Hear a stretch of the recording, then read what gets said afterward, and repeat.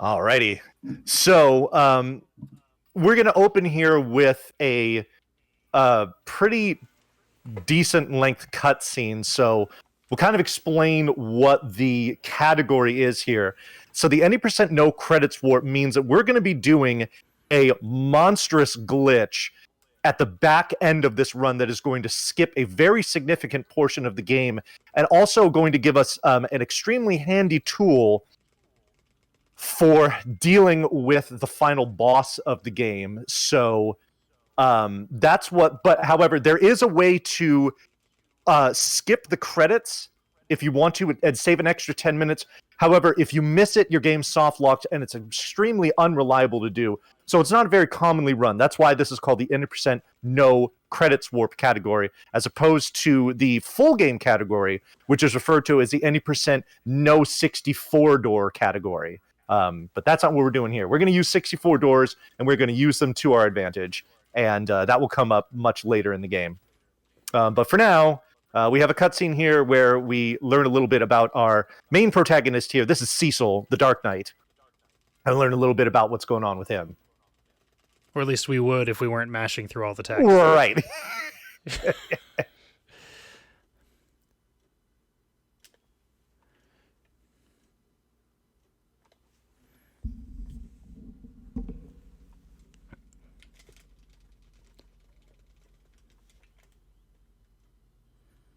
Yo, let's go. Oh no, you got Raven skip, didn't you? What makes you think that? You're saying, "Oh, let's go." Oh no, I'm just super hyped about this run, man. I'm just Okay. that was just a very general yo, let's go. I was like right around the time that I did not get Raven skip, and then I was like, Purely a "Oh no." coincidence. Oh, hold on one sec. That is a good point. No, I appreciate you all saying no game audio because I'm also the restreamer for this one, so I had my game audio turned off so that we could listen to the hot zillion jams. Oh yes. But now that we're not doing the hot zillion jams, Yeah. we need to have the game audio. Sorry about that. Instead, y'all can enjoy my hot frame drops right now. This is I'm seeing this boy. coming up here, and Yeah, holy yeah. moly. Yeah. What's going on there? What's pain, dude? Don't you know I am racing Yelsraek right now? Oh, it was you. Okay, well, good. It will be very easy for me to direct my ire in this case. All I do is just talk into the microphone. That's all right. So what's happening here is that the crystal we just stole, we're giving it to the king, but Cecil is kind of having a moment of conscience here, and the king isn't feeling that, so he's getting banished to, he's getting relieved of his post and banished to the Village of Mist with his friend Cain, the dragoon. Shortly All after for this cutscene is when speaking we will up actually once. start like doing stuff. Basically, all he did was say like one word sideways to the king, and the king's like, "Nope, you're out of here." Yep, you're done.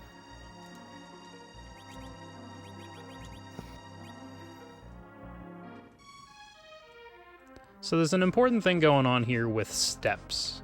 Mm-hmm. As some of you may well know, Final Fantasy games in particular frequently have step routes in their speedruns, and this one is no different. Prior to the run, we both made sure that we were on the exact same encounter seed. There's an optimal encounter seed for the first 10 minutes or so of the game, where as long as you take one extra step as you're traversing through Baron Castle, you won't get any encounters all the way through the Mist Cave until the Mist Dragon. So, that's what you're going to see here. So you're going to see both of us take one extra step in Cecil's bedroom. We're going to step on the stool twice, which doesn't count. But just one extra tile on the stone floor, and then we should both be all set.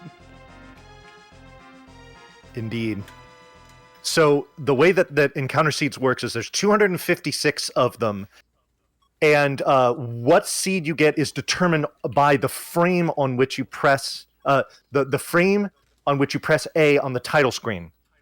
But we have a special file that will allow us to determine what seed we're on. We want to get seed 81, and then we want to game over. And that way, when we start a new game, it automatically just puts us on seed 92, guaranteed 100% of the time, and we're good to go. What this means is we're going to walk all the way from this castle to the Village of Mist, and we're going to get 0 quote-unquote random encounters. So it's a good thing that can save, upwards of 25, 30 seconds in the very beginning of the game. And now, of course, it would be great to be able to optimize your encounter seed throughout the entire run, right from the get-go. However, we're going to perform a clip through the Mist Village right after the Mist Dragon fight. Yep. Which requires us to reset the console, which means you lose your step counter and you have to go and find your seed again. Right.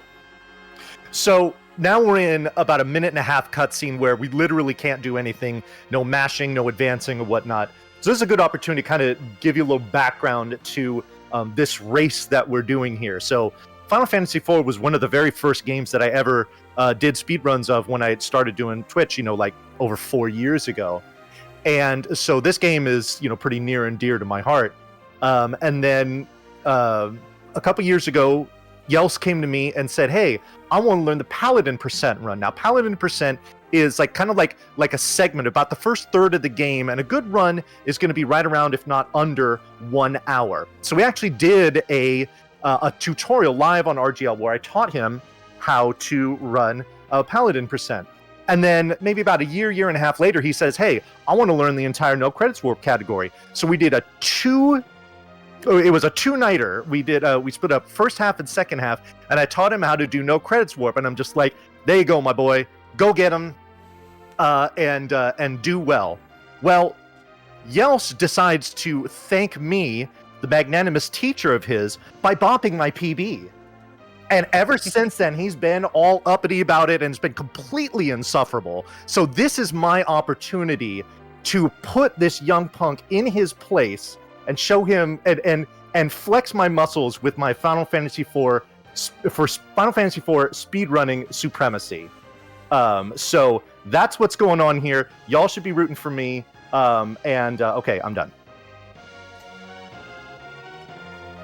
I mean, all I'm saying is scoreboard. Okay. All right. No, I hear you.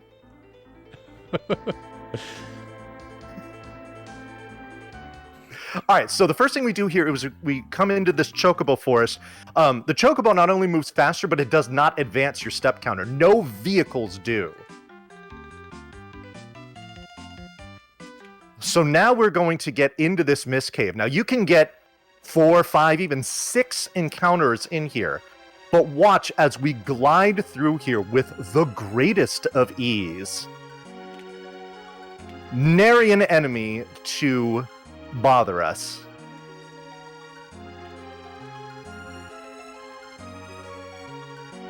That's an excellent retort, Rayless. What's my Newtopia PB? Yeah, what is your Newtopia B, huh? Not applicable. Incomplete.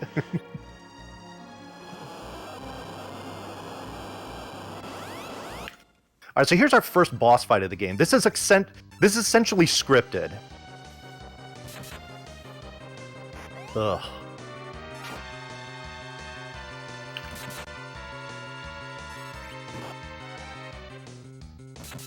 Okay, that's better.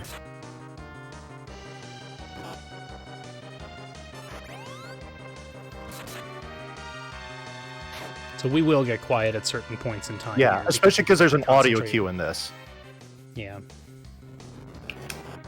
Come on, no way. And stop.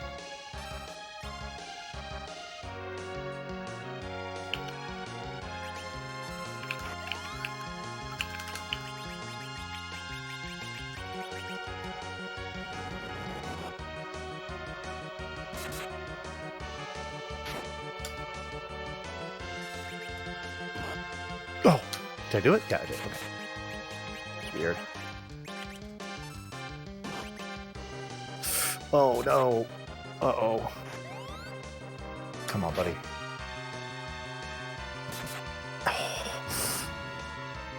Damage, please. You getting some bad rolls there? Yeah, I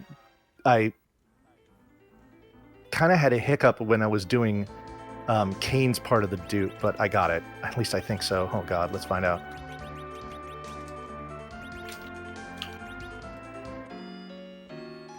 Yeah, we're good. Excellent.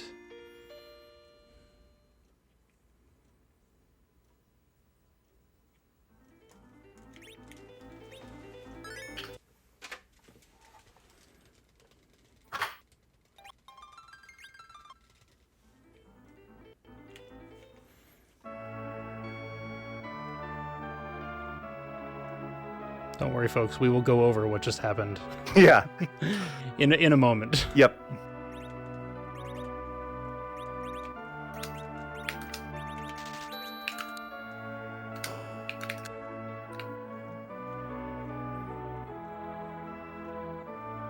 Perfectly ordinary things are happening right now, as we speak.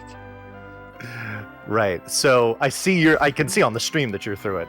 So we did a few things here. The first thing we did during the fight with the Mist Dragon was we underflowed the stack. We did have an underflowed stack of Kane's iron shields, and what this allowed us to do was put a stack of about 65,000 or so iron shields into an invisible slot in our inventory, which we sold for roughly 3.2 million GP. This is not only going to give us plenty of money to buy everything we need throughout the game, but it's also significant in the glitch that we're going to do in the end. On top of that, we did what's called the Mist Clip, which allowed us to enter the Village of Mist on the right-hand side as opposed to the left. Now, this allowed us to buy a stack of dancing daggers, which is going to be extremely useful throughout the entire run.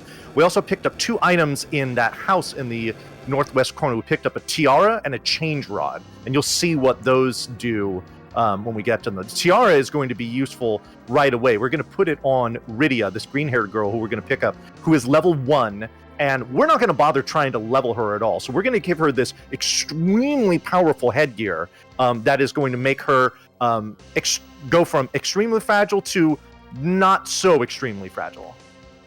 And it's going to be really important because she, believe it or not, is going to be a big-time damage dealer.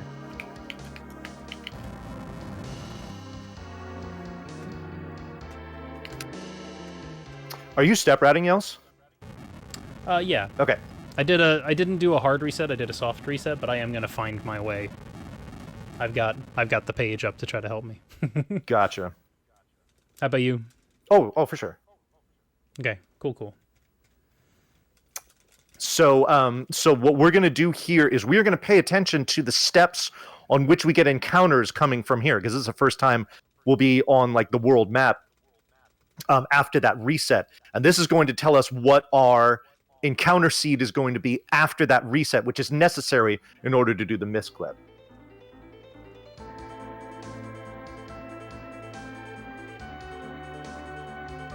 It's going to be in the desert. It is not. I'm going to get none. Okay. Oh wow. I'm down to 8 different seeds to choose from, and 6 of them are good. Yeah. I mean, they're all good, but because it's always better to have a step route than not. I've narrowed it down to about like somewhere around 50. 50, with no encounters in the desert Exactly. so far. Yeah. Excellent. I see plenty of green ones, so hopefully let's get that. Yeah. Let's both get good seeds here. Yeah. Oh So my. Yeah. the next- And that's something too. My audio is way ahead of the video just because of the way the setup works. Yeah, so- because there's no delay on my capture going into the restream, but there is obviously going to be a delay of his, and we can't necessarily iron that out without the two of us being completely disjointed with our commentary. So, yeah. So I will try not to react to stuff that happens to me. I will try to sit here and be very boring, which is going to be difficult. impossible. Yeah. That's impossible. Bonnie's never boring. But I will show as much restraint as my body will allow.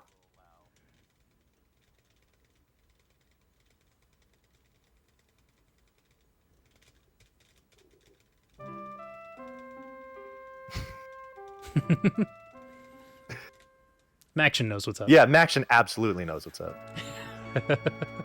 And that comment has nothing to do with it.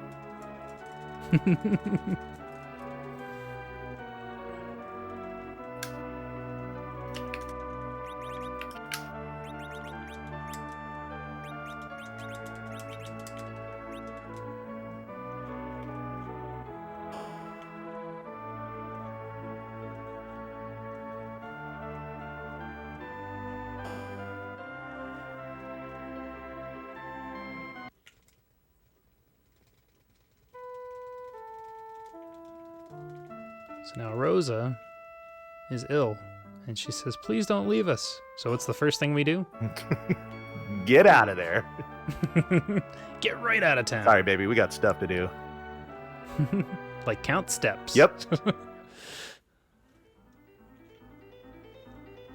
Okay.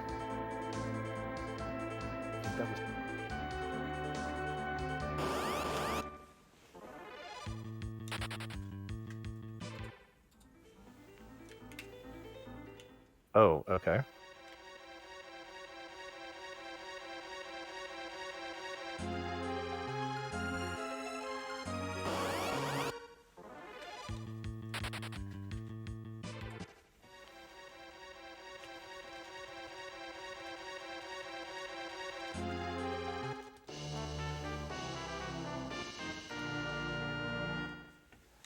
So we get this old guy to join us.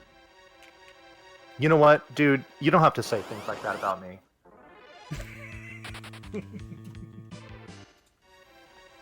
Ooh, I got a twin seed alert. That's super fun. Oh, yes. At least they're both green. That is good.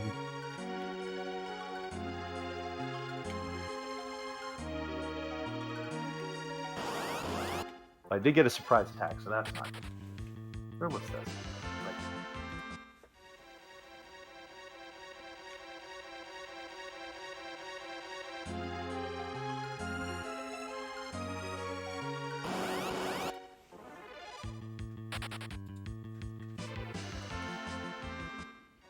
Oh, good. I've determined my seed now. Excellent. I have not. Or wait, hold on. Blood red, no. They're more of a poop brown, Exodin. Now mine is a decent hue of green. Okay, cool.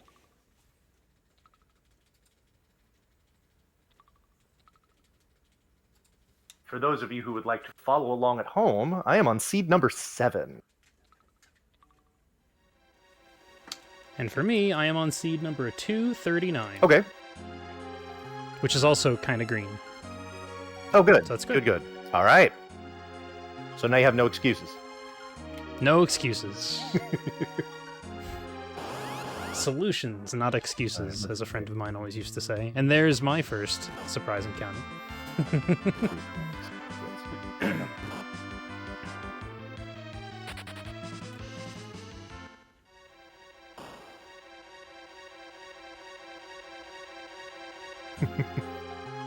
So, for those of you who are wondering why we're talking about colors and poop and stuff, Teehee.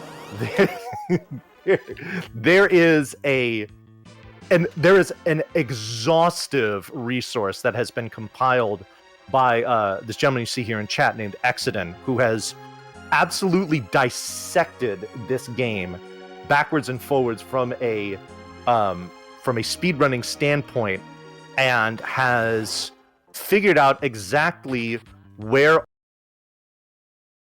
all the encounters are on all of these seeds, and also how to move through them and how to negotiate them in the optimal fashion such that we can save the most real time. So there's a chart of seeds. Like I said, there's 256 of them. If they are a good seed, like better than average, they are green. If they are worse than average, they are brown. Now, in order to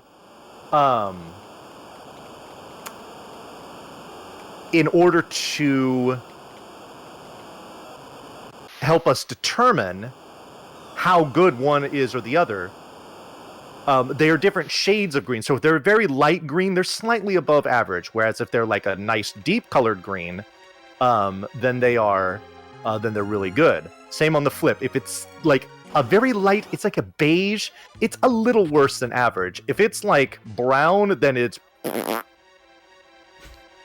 so. But again, with the qualifier that even a brown poop seed is better than not being on step route at all. Because Exactly. at least it's still mitigating the damage of, again, supposedly random encounters.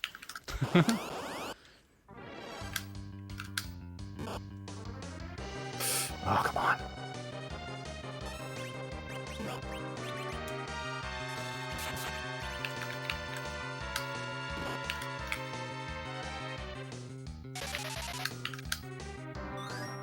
Varden, hopefully one of the folks in chat, like maybe Exodin, can throw the link out there.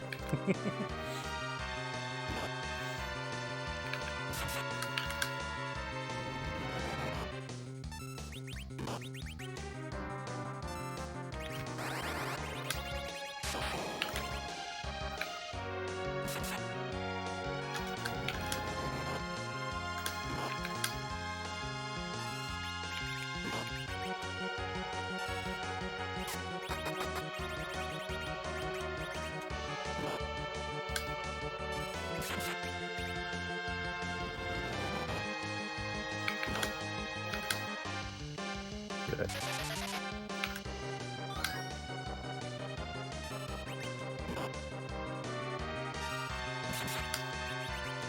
Yes, I'm on seed number 7.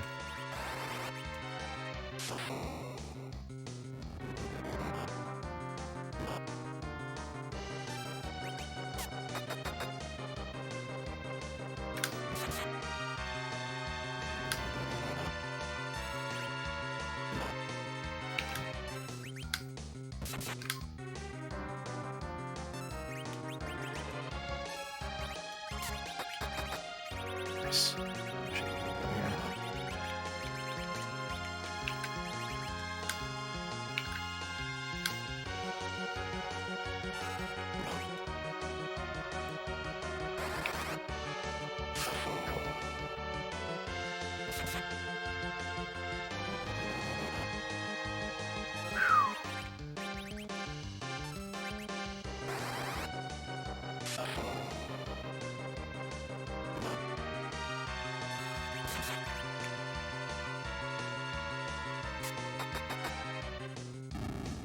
Okay, you look like you got this fight under control, so I am going to talk about something that I'm going to be doing here, which is called extra steps. Now, part of this step route requires you to, in certain places, burn steps in places that advance your step route, but where you wouldn't necessarily get encounters. And I'm about to do 60 of those extra steps right here. Nice. I won't I'm gonna do count 70. out loud so that I don't distract you.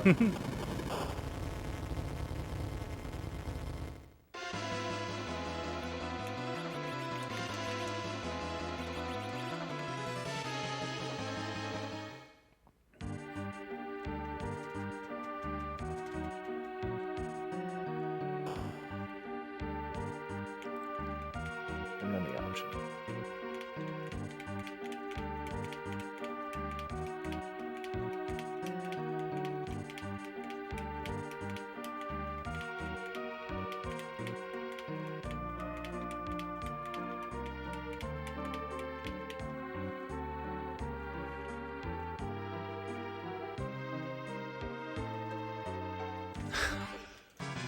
Dance team.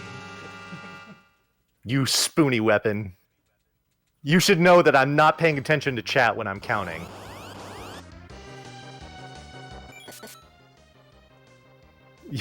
Your plans for mayhem and chaos have been foiled by me just not looking at you. Apparently, we were both doing steps at the same time, at least, Oh, so that was good. So we got I did see that, yes. nice. So we get some good DDR action going on.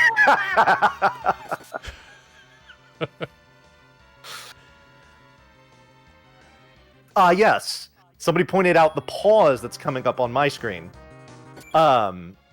So what I'm doing there is I am manipulating the in-game timer. You're going to see, whenever we pull up a menu, you'll see it near the bottom right corner of the menu. The reason why I'm doing this is because there is a particular room in the 64 door glitch that we're going to be doing that is dependent on your in-game timer. And what I'm trying to do is, throughout the game, kind of line it up so that my in-game timer is at a specific area when I get there. When I'm pausing during those battle cutscenes, the in-game timer does not advance. So that's what I'm trying to do there. Also, tele left. No, tele down, not tele left. Yeah. Yeah.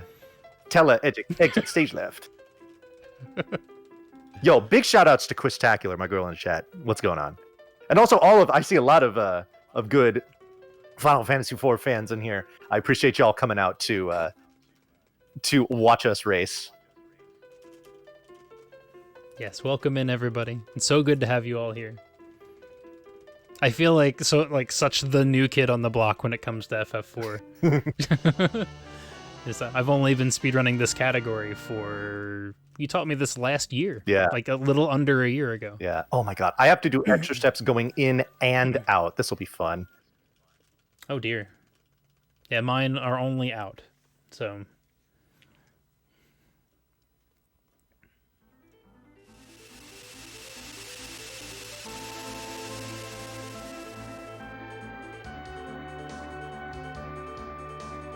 supposed to happen? It was. Okay.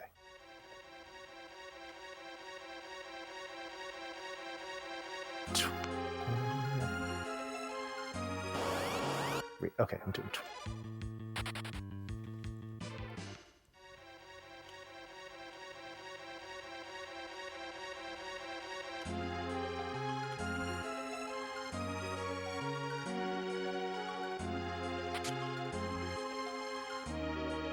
Alrighty.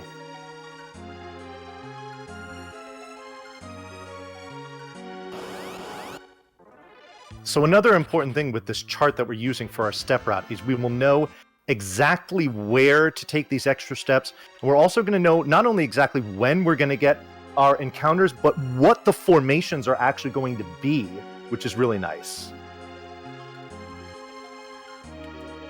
yeah, it's super handy. And I mean, depending on your level of comfort, you can go with just Cliff Notes.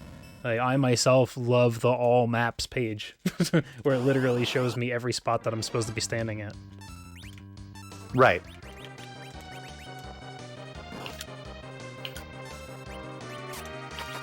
Oh, shit.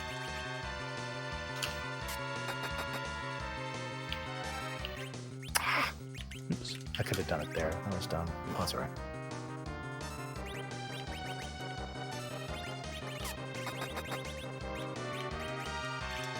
Oh. My hands are all over the place with some of these inputs. That's okay. Get nervous, Yells. Yeah. That's what I'm supposed to say, right? Just, if you get nervous, just tell yourself, don't get nervous. I believe I've actually seen that work before. Because that was exactly what Nifsky said to himself as he was going into 8-4 Yes. on the run. He got Yeah. 454. Don't get nervous. Yeah, all right. Apparently it works. Don't freak out. I've never tried it before. Yeah. Hey, it worked. Keys. It did. That dude is an absolute legend. Absolute. And just, you know. I gotta count again. No worries.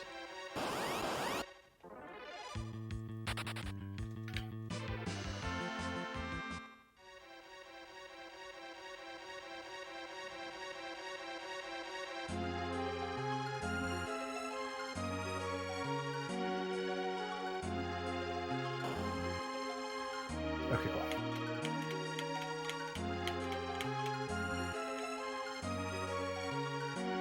I took my extra steps as well.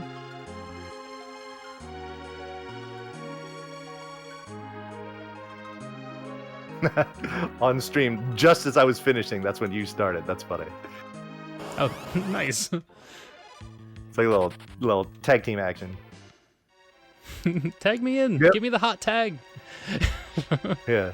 All right, now Get the big crowd do pop. that little shuffle move that you do back and forth.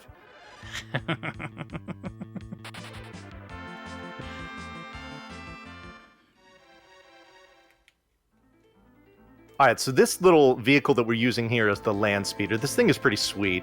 Because we're doing a shortened category of this game, the next ride that we take after we leave Kaipo and revive Rosa is going to be the last time that we'll actually use it.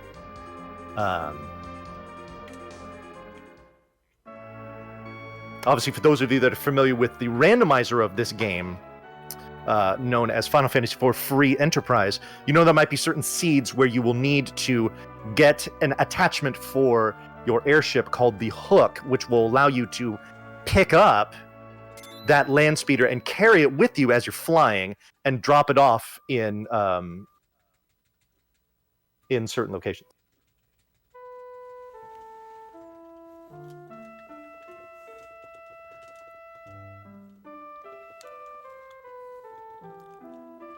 No, hovercrafts are from Spoony Bars. He's the one that hooks us up with it.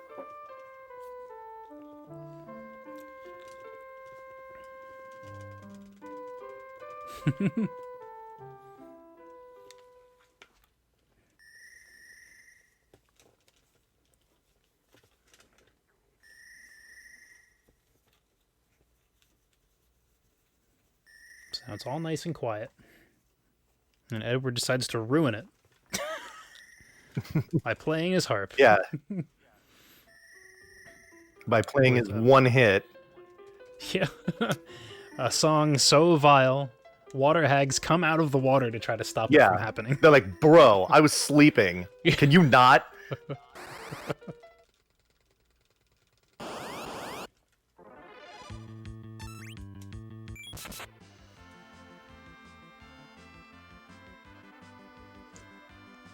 And the aforementioned pause strats that Vani was doing, I'm doing some of those here myself. Yep.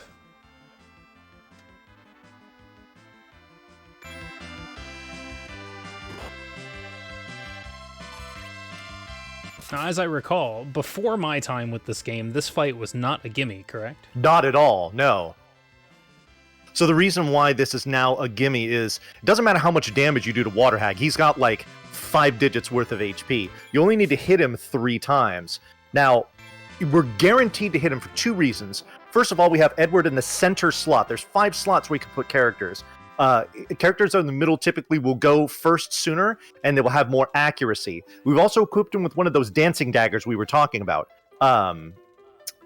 So that is going to greatly improve his accuracy as well. Another thing that's great about that Water Hag fight is that it gives Edward 2 levels. His HP is going to be really important coming up here soon. So those levels are a welcome gain for him.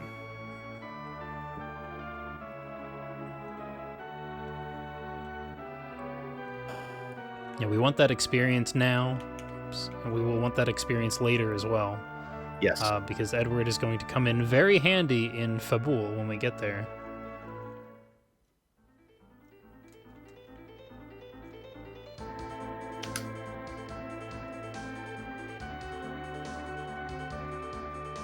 So it's also hopeful that he survives the next boss fight, too. Yes, that is very nice if that happens. So the first thing here that we should both note is that now that we have departed the land speeder, where we parked the land speeder just now is very important. Yes. You have to park to the left of the entrance to the mountain. If you park down in front of the mountain, then that you are no longer eligible to finish the game on this route. Nope. For lack of a better term. Yeah. Because all your vehicle locations are critical to glitches at the end of the run. In fact, you could probably use that terminology for anything that we do that looks out of place. Yeah. That you go, oh, it's for the end of the run. Don't worry about it. Yeah. Question was in chat. Do steps count in a hovercraft? No. Steps in any vehicle do not count. Chocobos, hovercrafts, airships, anything like that. Those do not advance your step counter at all. And thank goodness, because Yeah. imagine having to be tile perfect with an airship. Yeah. No thanks. Oh, okay.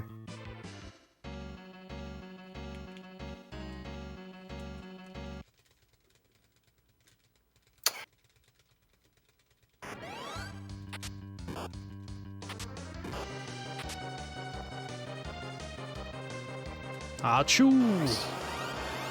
Bless you.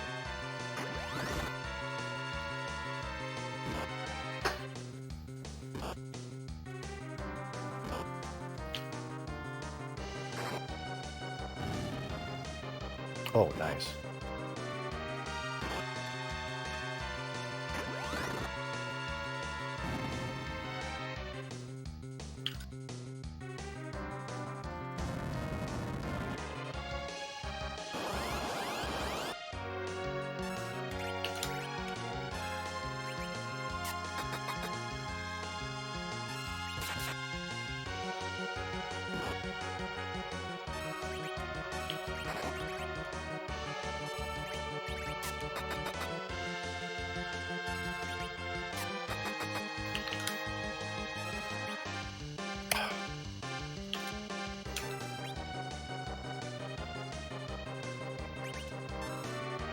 All right, try this.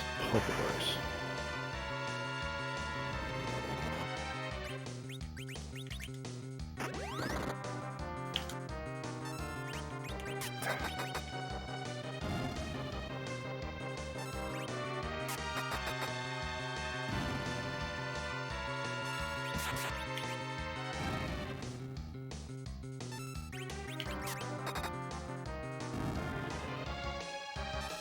Okay. You good? Yeah, I'm done. Good. I've got one more left. And now I'm done. Okay, cool. So that fight was the Mom Bomb fight. That can be a very tricky. That's a tricky fight to get a hold of. As long as you do things in the right order and your timing is good, you're safe there about like 99% of the time. There are some things there that can really make that fight go sideways. Namely, if Edward or Rydia die, because as you see, they're the ones throwing the dancing daggers. They're doing like triple digits of damage. The red bombs have 30 hit points. The gray ones have 100. So they're one-shotting everything. So without them, it can draw that fight out and it can get out of hand pretty quickly. But like Yels made reference to before, very, very nice to have Edward alive at the end of that fight, because he gains an additional level, which is going to be critical for this next section of the game that we're coming up here in just about a minute or so. Yeah, so when you're doing a marathon run, you have the opportunity to take a couple of safety saves, but you have to be real careful about that. You can't spend too long in the save menu, because I believe that causes issues with the glitches at the end of the game as well. The outside of Fabul, You can't spend too long on the title screen. On the title screen. Yeah. Okay. I thought there was a limit to how much time you could spend on the save window, but I could be Not that I'm mistaken. aware of. If Exodus Okay. is out there, he can confirm. Yeah. But at any rate, Fabul is the first location that I do take a safety save, Yeah. because In a marathon, it's highly recommended. okay, so the load save screen is not. Oh, the load Oh, save screen okay. is the problem. Okay, so I was wrong. Okay. Okay, so the load save screen is important. Ah, okay.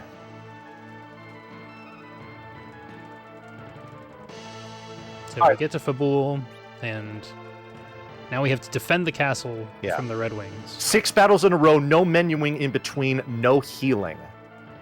at all. At all. Time to concentrate. At all. Yes.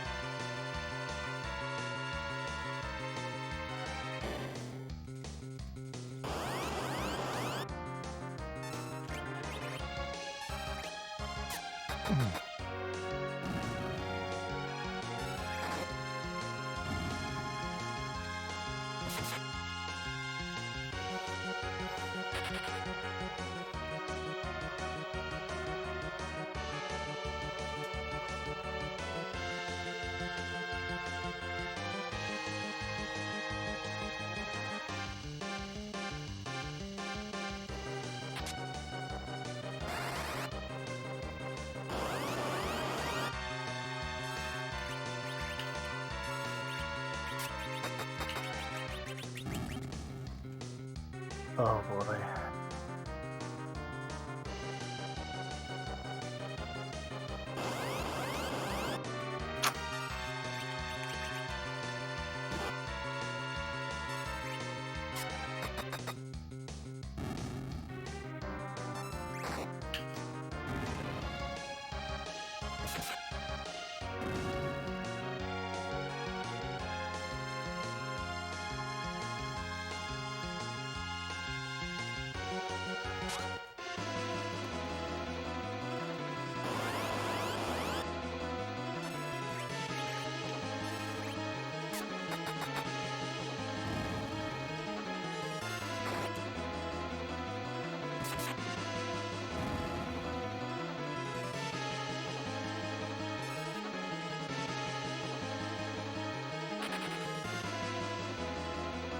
Okay, I'm through the fight.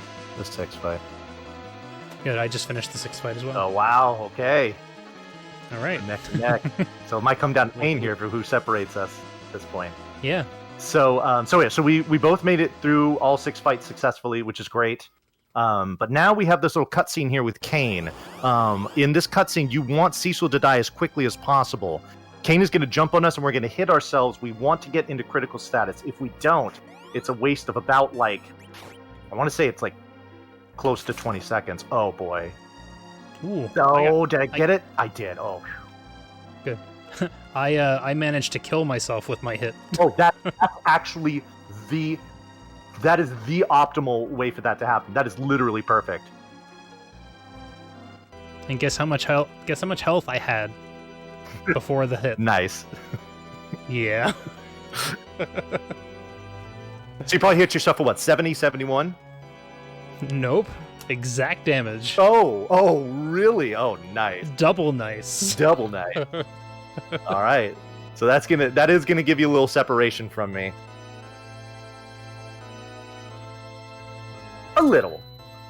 Don't get too confident. So, yeah. Just the right amount of cocky and confident, right? Yeah. So after this cutscene, there are going to be some opportunities to take extra steps for your step route, because if you step on the carpet, it doesn't count, but if you don't step on the carpet, it does. Yeah. If you minimize the number of steps on stairs, they don't count. Or I'm sorry, if you maximize the number of steps on stairs, they don't count. If you walk along a table, for instance, they don't count. Yeah. So there's 3 different screens here that we're going to keep an eye on,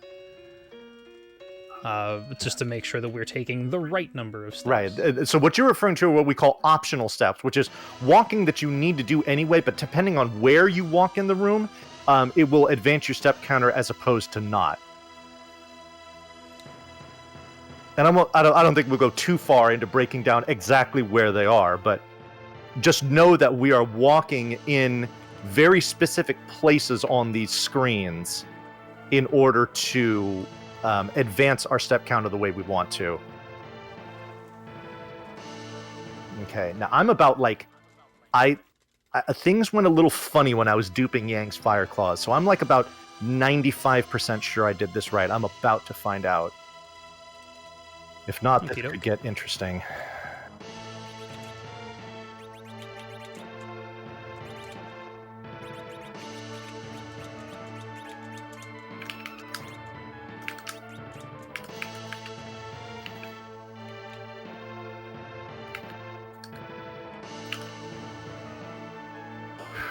Okay.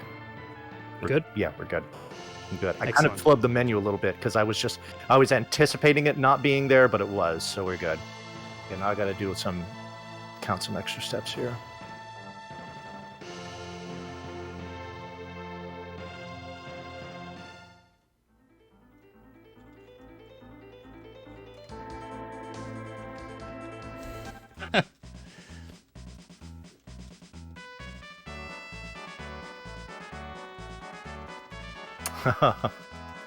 Yels, are you going to be going for carrot here? I am not. Okay. I noticed Exodon's comment about saving the tiara not being a very no CW strat, and Yeah. while you don't need the tiara, What do you know, Exodon? if you're you don't need the tiara if you're going for carrot. But I was taught by somebody that it's a good, safe thing to have if you're not going for carrot. Yes. Plus, it improves your twin damage rolls, right? I mean, that's... Indeed. Yeah.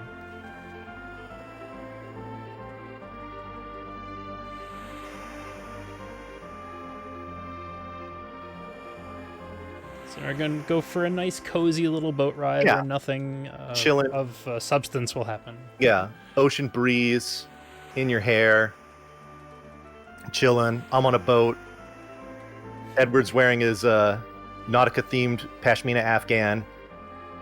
Rydia's got her flippy floppies. Something about a mermaid. I don't know. You said Ocean Breeze, and it just reminded me of the Outrun theme that I think is named Ocean Breeze. Oh, okay, nice.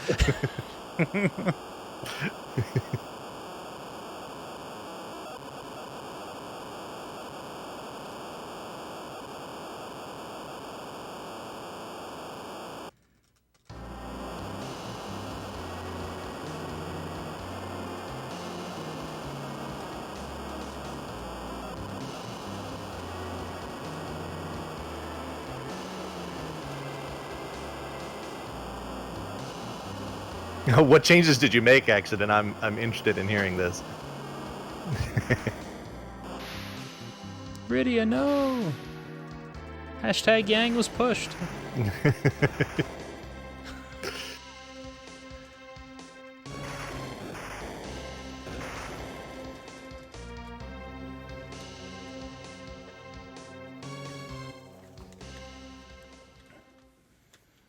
So...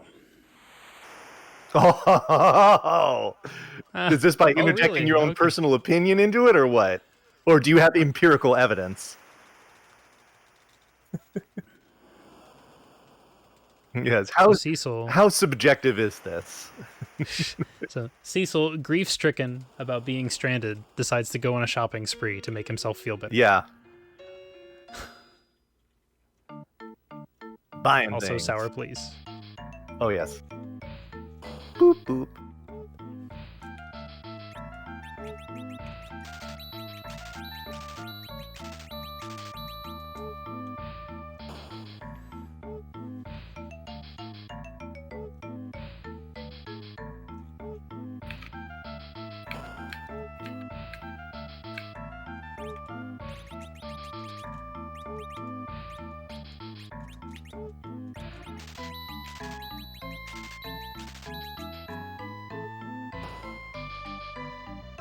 I mean, yeah, I feel better having bought all that stuff.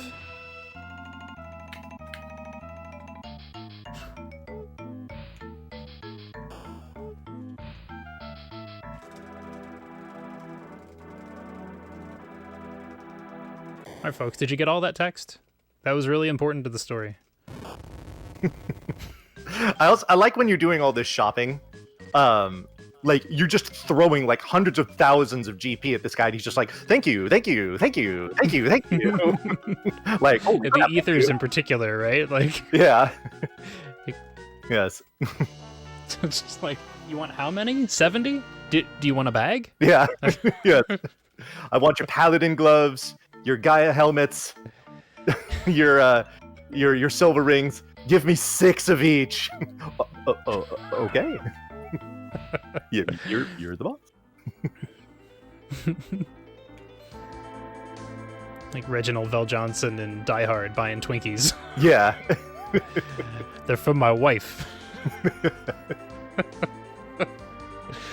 Oh wow, this walk is lovely.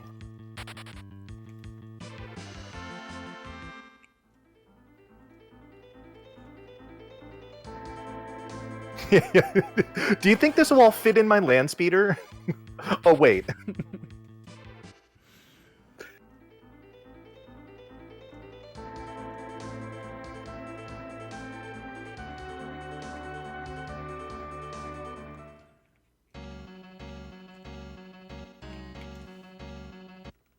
Barton, I'll go back and get that 51 GP that I dropped later. I promise. It's part of it's a bonus run at the end. I go back and I pick up all the gold that I dropped everywhere. No problem. So, Mecha, you do actually have to route money. However, the range that your GP needs to be in is very, very forgiving, such that no matter how much GP you drop from encounters that you run away from, as long as everything that you buy is consistent in this route, you're perfectly fine. Now, if you buy a stack of something wrong, or something like that, then it can screw things up, because then now you're talking about, like, you know, potentially tens of thousands of GP. But over the course of a run, if you drop, you know, a few hundred, even a couple thousand GP, you're fine. Yeah, I think over the course of my PB attempts in the past, I have managed to still have a run be safe with one shopping mistake, but I did kill a run once with 2 shopping mistakes. Oh, somebody pointed out that above Rosa, it's Steely. Yes, that is for all of those folks that that know my love for Marble Madness and wonder why on earth am I playing this game. It's because there's a marble at the Tower of Zot that I'm trying to get to. Yes.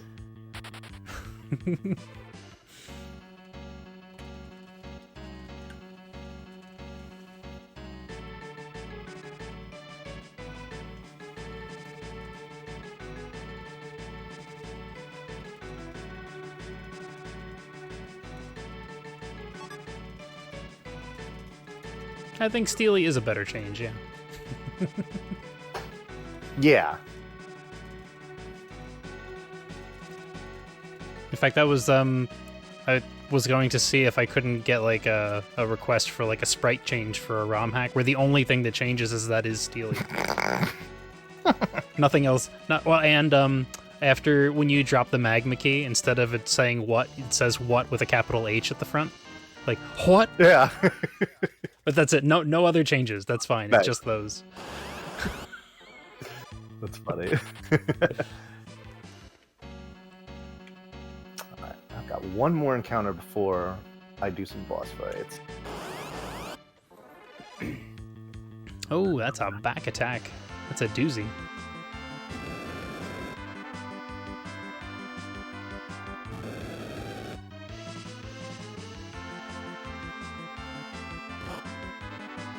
Ooh, I just got one too. Oh, and Goodbye, Palom. just rip Callum. Bye-bye. Hey. Well, at least the same thing's happening to both of us. Yep.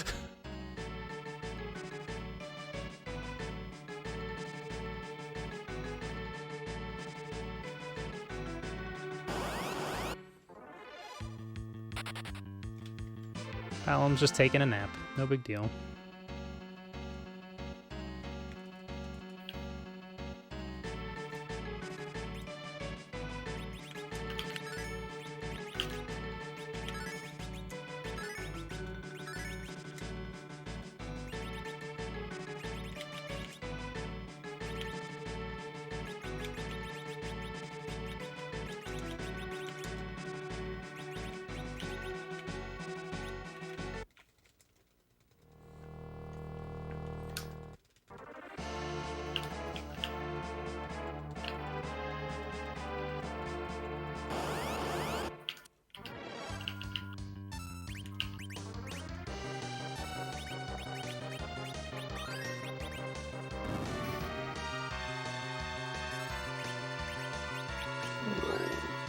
Go.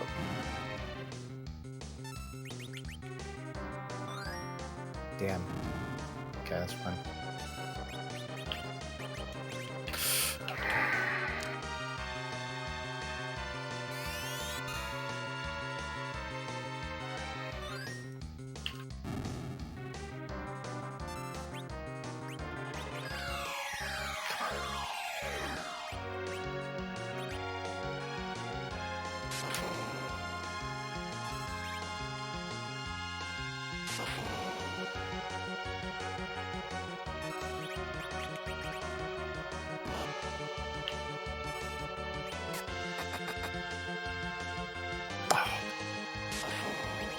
Oh, wow. Oh, my body.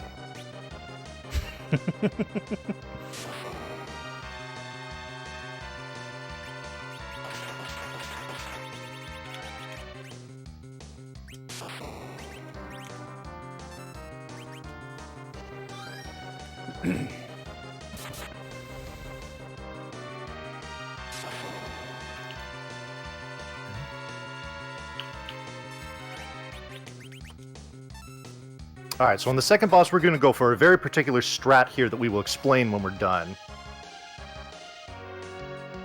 Indeed.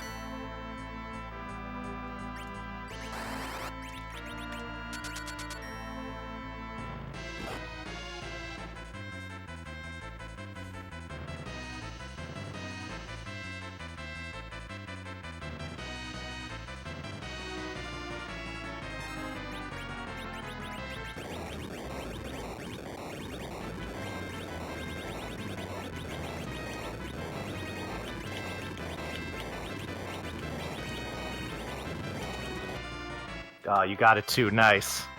Yes, excellent. Yes. I was happy to see chat talking about the best item in the game before I did it. I'm like, oh good, he's in there. Yeah. Yep.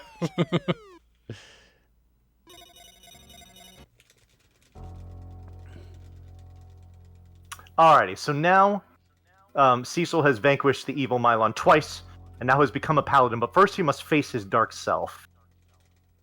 He's going to first face his dark self by throwing dancing daggers at it.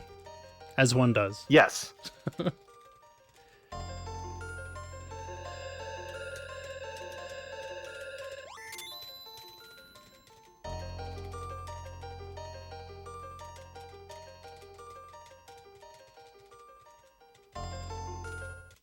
Ooh.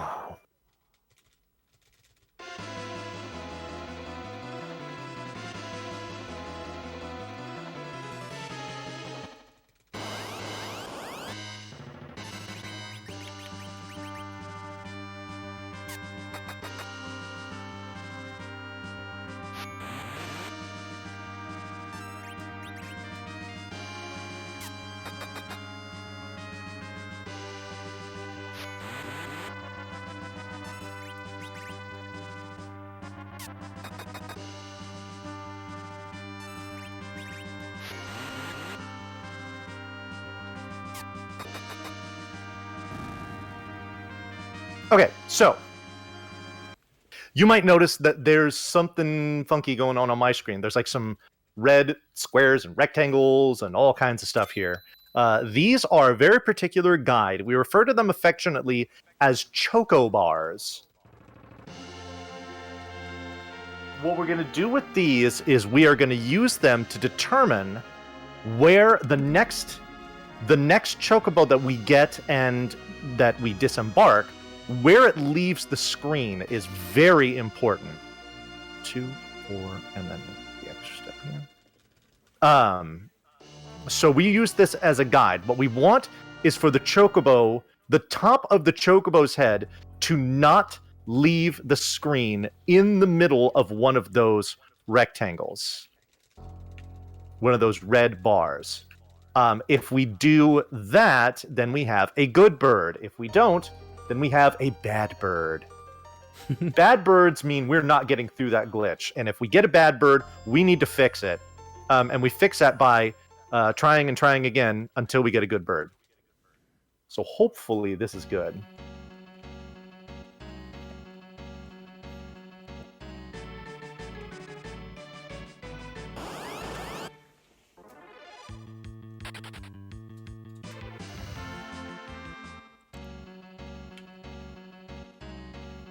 We're about to find out. We turn it on after that paladin cutscene because that's a nice, convenient place to do it. But Hey, another back attack. Say again? I said, oh, hey, another back attack. Oh, boy. It's okay. I think that's 3 bad encounters so far. It's not the worst. No. Not the best, not the worst. Right. And that's one thing that we can't, or at least, I can't. The step route out is what type of encounters you get. I'm not sure if that is a thing for high-level runners. Like, there are nuances to this game that I will readily admit that I don't understand. Even as Vani and I were setting up for this last night, he dropped a couple bits of knowledge that I didn't know about something that could have saved a run I did last week, for instance. Yeah.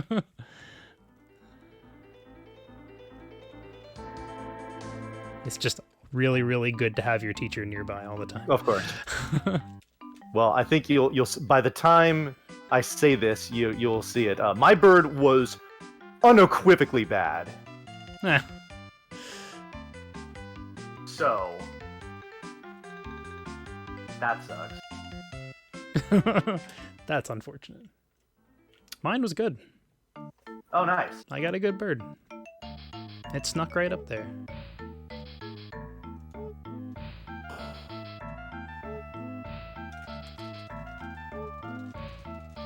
And then, yeah, as you see on Vani's side, this little cutscene right here is the perfect time to get rid of the choco bars for now, as delicious as they are.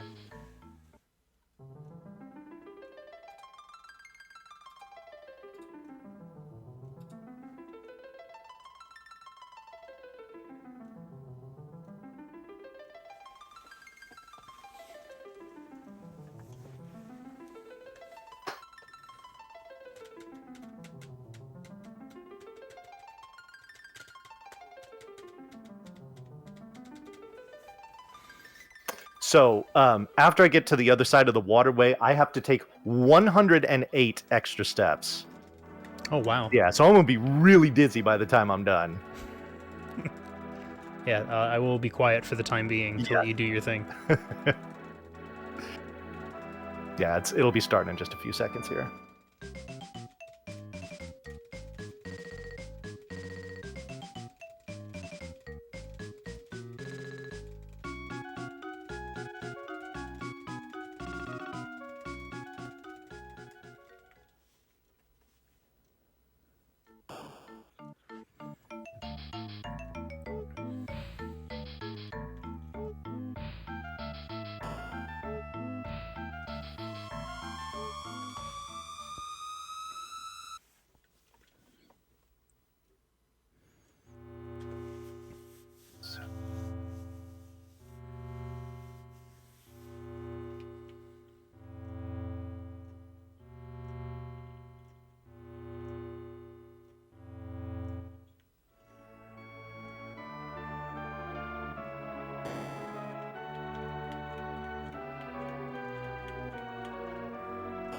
Oh, get out of the way.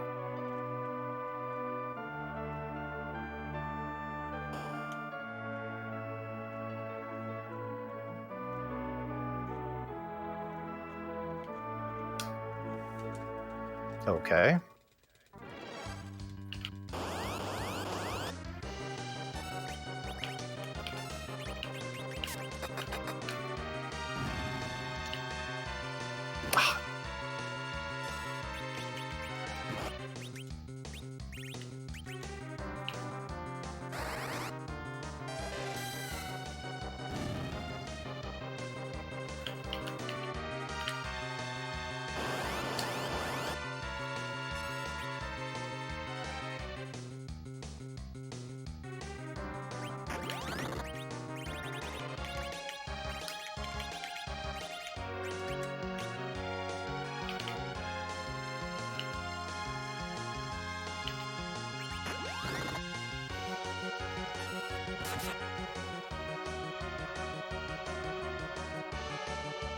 Oh, sweet. All right.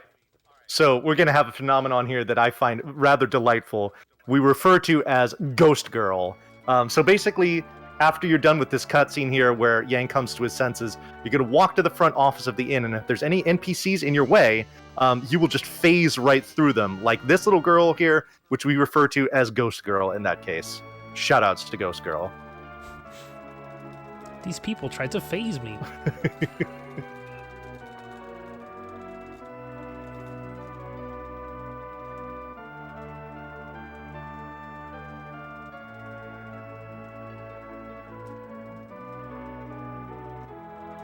Alrighty. Wow. So I have 2 encounters in my waterway. Total. Oh, wowzers. Yeah.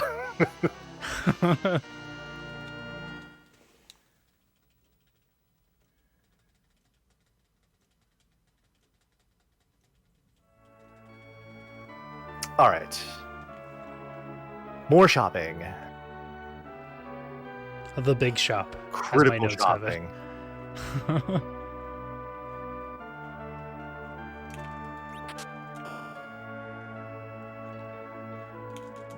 Get back here.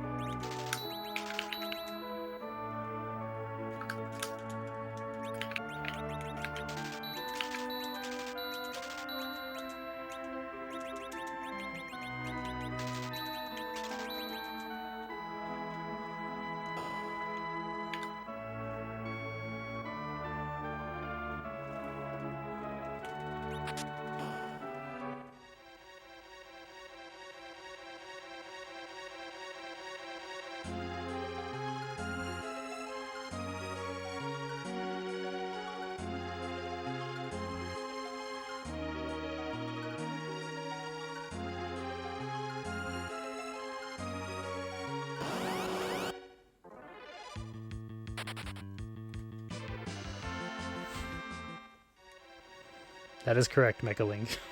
I sold a bunch of Fire Cloud. See what it is? It's a buy high, sell low scheme. Yeah, exactly. We yeah. Sold off and then bought the dips.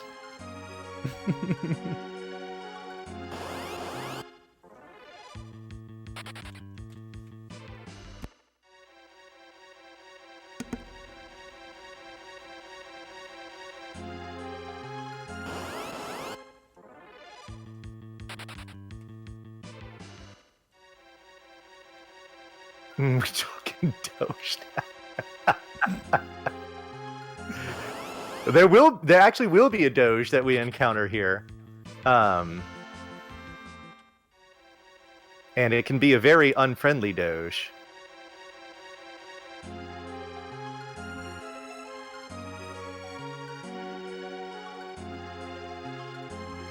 Alrighty.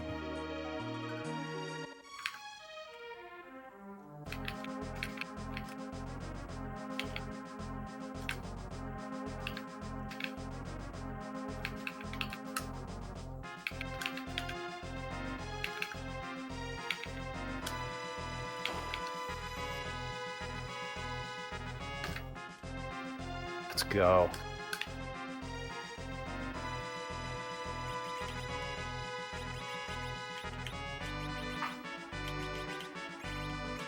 Okay.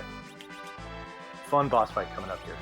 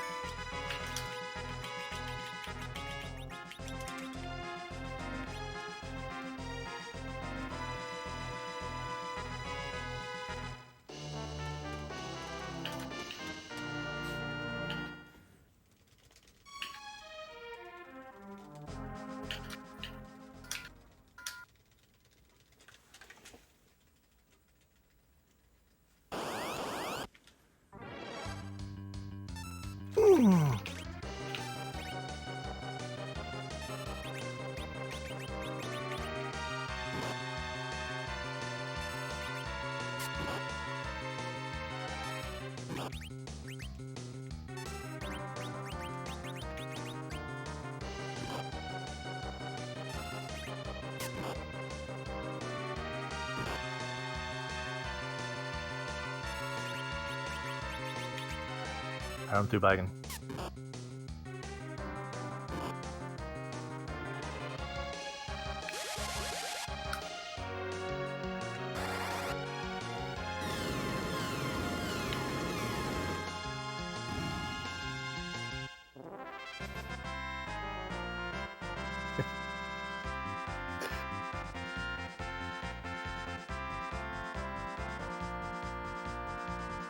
So I got all my party members dead. However, I did get entangled, which prevented me from doing some menuing. Oh no.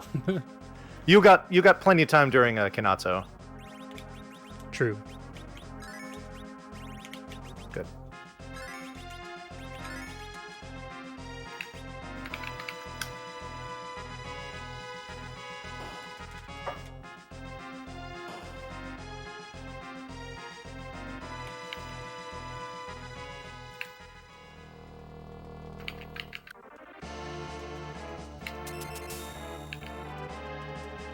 Nice.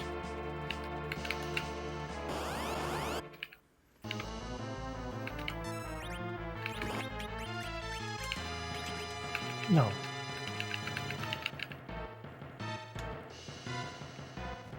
Screw that up.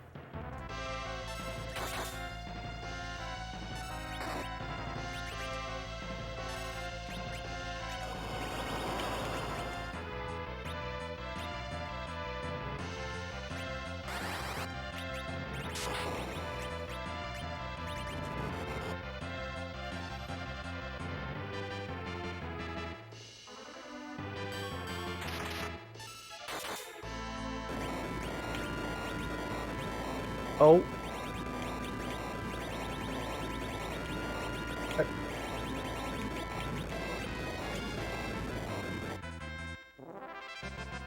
Oh, okay, good. Good. I saw your damage roll on that lit 3 was short. I was like, oh, did you get enough hits in? And thankfully you were good. Just barely, and I almost accidentally fought with Yang instead of waiting to see if I could do menuing. Yeah. But we're good.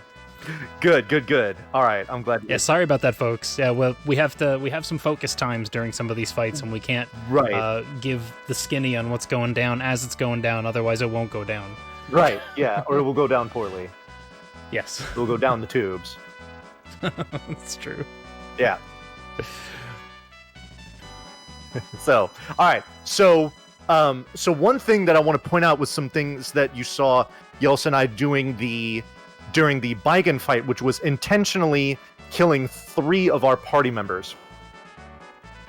Very particular reason for that. We're doing something called experience routing. So the way that experience works in this game is that, let's say an enemy gives you 1,000 experience. That is going to be split evenly among your party members that are alive at the end of battle. So 1,000 experience, you have 5 party members alive, they each get 200.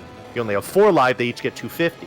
You only have 2 alive, they each get 500. Now, what happens is party members that are going to join your party later, namely Kane, who will be joining us in a little bit, they earn the same per character experience that you get.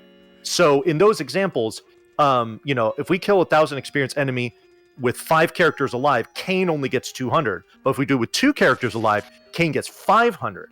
We're going to use this for the next few bosses and fights and whatnot to get Kane to level 19. And the reason why we want to get to that specific number is that he gets a damage multiplier going from 18 to 19. That is a significant increase in the potential damage that he can do. And we use him for quite a bit of damage in the few boss fights where we do have him. So all of this is very, very carefully planned, and that's the reason why. Yeah. Also, shout outs to Steely again. Yes, indeed.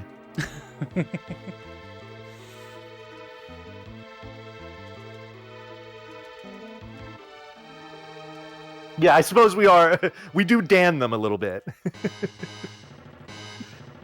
For those of you who are making the Gaia reference.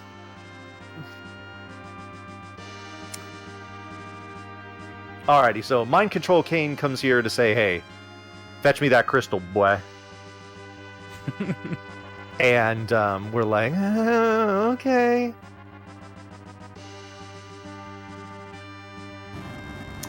So now we are off to.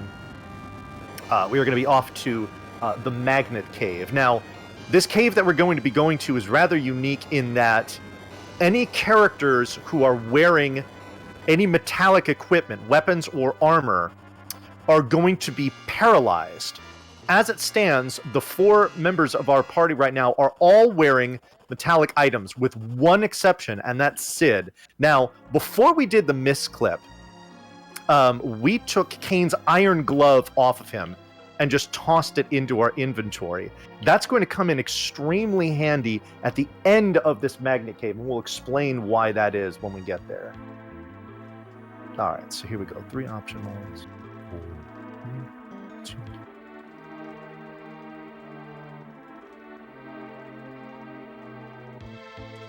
But first, we need to make a detour here to the Troyan Castle. And we see our buddy Edward, who we haven't seen since our ill-fated boat ride. And he is too weak to join us. Even though we have an empty party slot for him, he's like, nah, I think I'll just chill in bed. So instead, he gives us a harp. And we're like, thanks? Harp is actually very nice.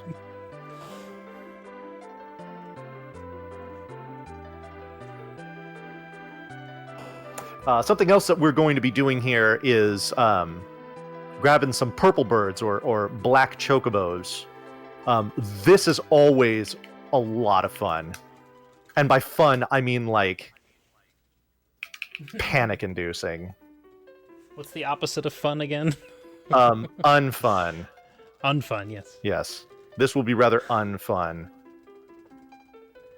Hopefully we get good fortune and they come straight to us, but that's a big ask. All right. Let's see here. Edward hands Cecil the twin harp. Cecil thinks about the twins that just turned to stone and burst into tears. It's too soon. Oh, come here.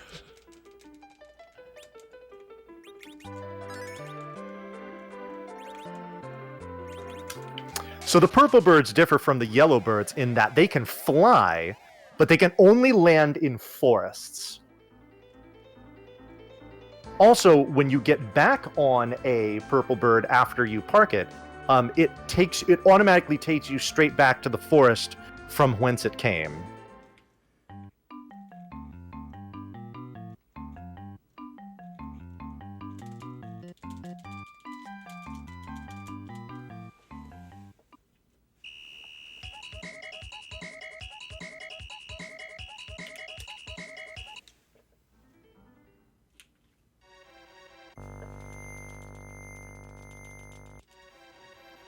So now that I am in the Magnet Cave, the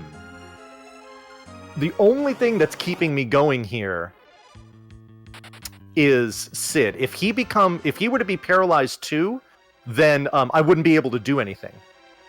And in fact, because it's permanent paralysis, it would be considered a game over essentially. All right, 2 little extra steps in here. 1, 2. That's it. So Sid is keeping us afloat right now. Shoutouts to Sid. We're going to show our appreciation for Sid in the next boss fight. Oh, yes.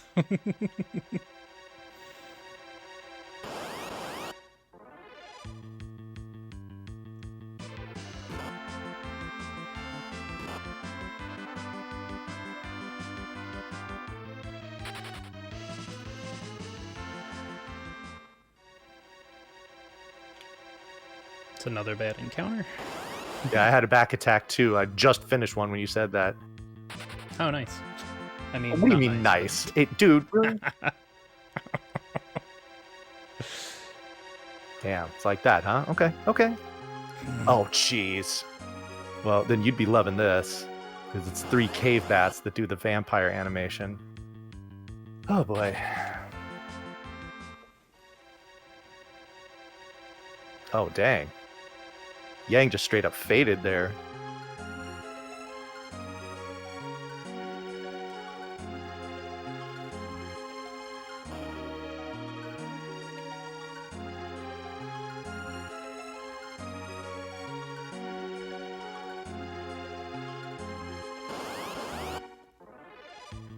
Alrighty.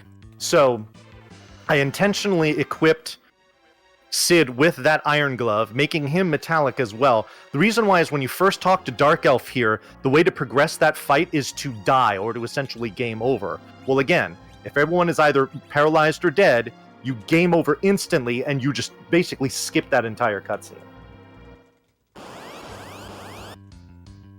Oops, all dead. Oops, all dead, yes.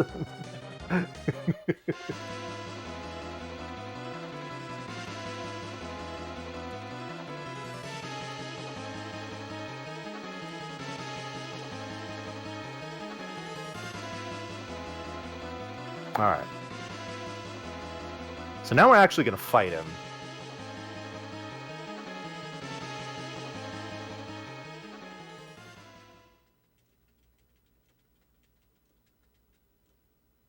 And this actually has a pretty interesting gimmick to it, too.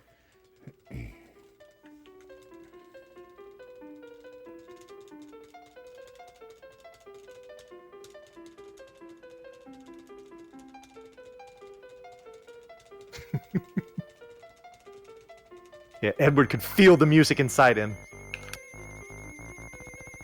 Alright, so, hey, Sid, thanks for getting us through here. Take a virus to the face. Do-do-do-do-do! Ah.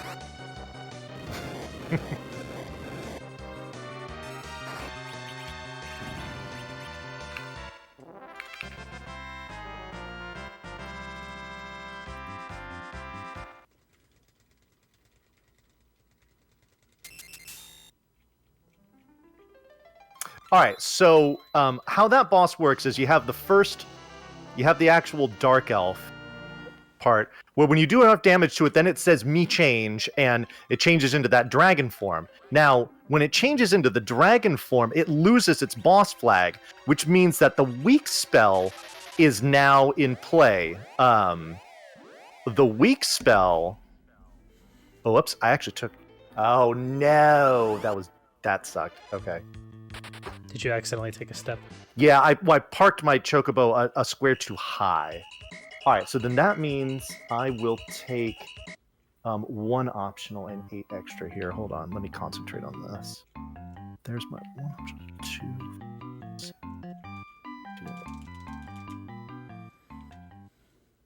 All right, so I took 1 extra and counted there, whatever. So when it flips over there, it loses its boss flag, and you can hit it with the weak spell, which when it connects, reduces its target to a random single-digit HP value. Which means that you just hit it with anything and it dies after that. So we basically just skipped the second phase of that fight, too, because we could just queue up an attack after weak lands, excuse me. And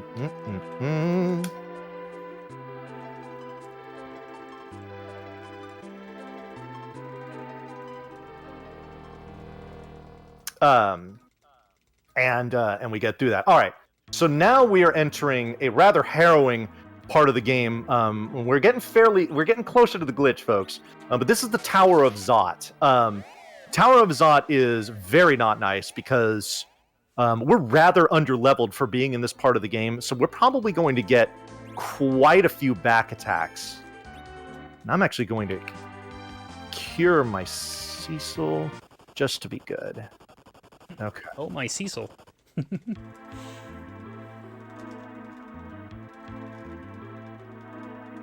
Oh no. See? Yep. It starts. Oh, nice. Oh, but they're wailing on Yang. This is what we want. Yeah, there you go. Yeah. Okay, well. I suppose that's... As long as it's not... Don't overdo it, guys. Oh, no. Oh, if Yang were to die, that would actually be perfect. I just meant, like, only focus on Yang, please. Oh, yeah. Oh, yes. Oh, yes, of course. Sometimes they get a little overexcited.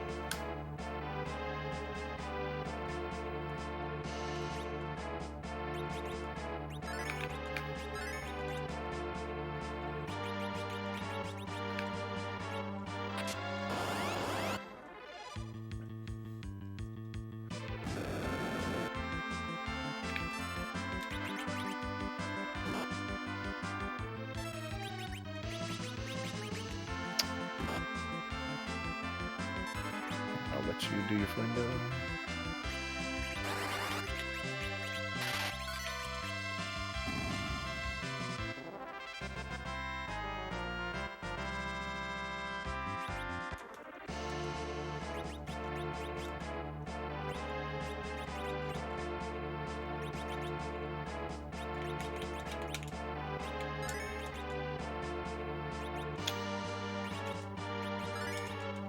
All right. Okay. So we are through. The reason why we took that encounter is because, oh my goodness. The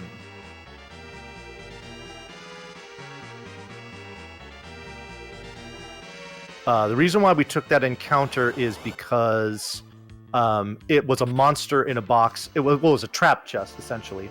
We got an item there called the Fire Sword. This Fire Sword is going to be very useful a little later on. We also do a little bit of extra... I'm actually going to do this just to be safe. We did a little bit of extra machinations in there, and we're actually going to duplicate the Fire Sword. And we'll actually do that before the next boss fight here.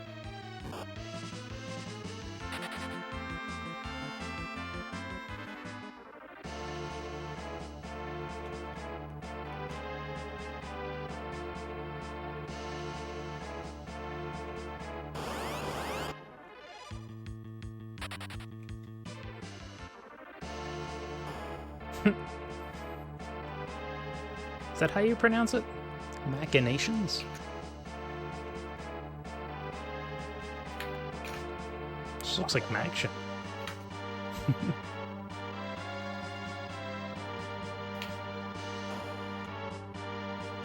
Okay.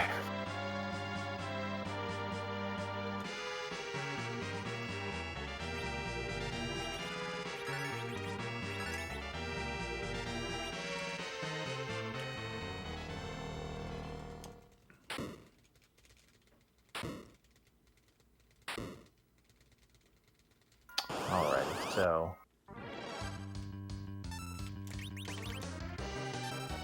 good.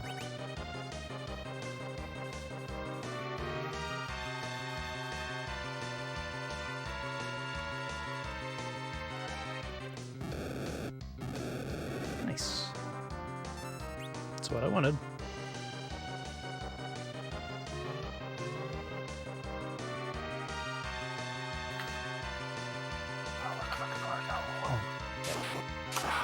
Screw that up.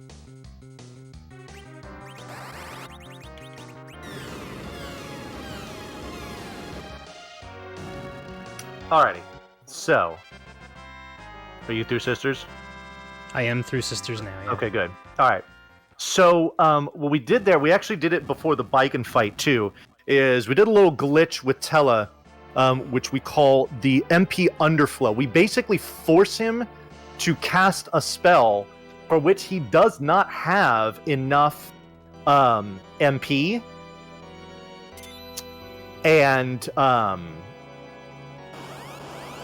what it does is it underflows his MP value to 65,000, something like that, which allows him to cast Meteo. Now, Meteo is what you learn when you get to the top of Mount Ordeals, where Cecil becomes a paladin.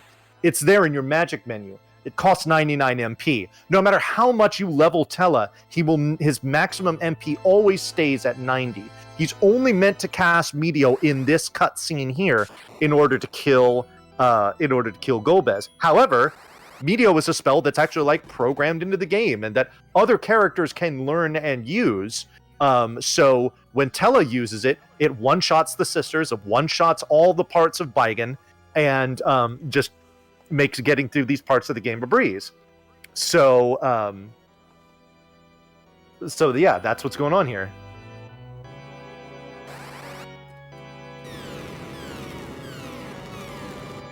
The sizzle of the Meteo. Yes. Hopefully the only sizzling we'll hear. Yes, indeed. All right, so we're coming up now on a boss fight called Valvalis. We're going to have Kane and Rosa join our party here in a second, actually. And this boss fight is pretty intense and can get out of hand if you're not totally focused. So I'll kind of just explain a little bit about how it works now. So she has two forms. She has her regular form and then her tornado form. The only way to break her out of her tornado form is to have Kane jump on her. Use his jump command.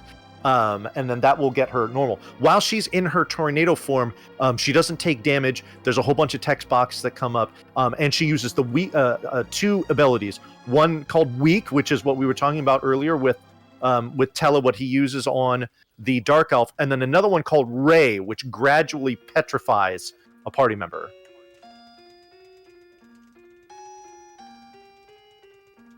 Yeah, if I had a hairbrush, Varden, we would be able to comb Valvalis's hair and brush it out. Or maybe if we had 13 combs, we could tangle it all up and she wouldn't be able to do anything. Exactly. So we just use a dancing dagger, which is the next best thing. Yeah. So we walk over to Kane and we're like, hey, Kane, you got any of them there marbles? And he's like, yeah, I got one in the back room. I'm like, can you take me to it? He's like, sure. I'm like, oh, it's beautiful. Rosa, move out of the way. Oh, you almost made that marble get all messy. That's funny. Oh boy, getting cozy. Oh yes. Dang, we are like neck and neck right now. Yeah. Yeah. Couldn't ask for a better race, for sure. Absolutely. And just so you folks know, we will go quiet during Valvalis. I need to concentrate. I don't want to distract Yels. So just know that we will be quiet, except for maybe some outbursts if things go wrong.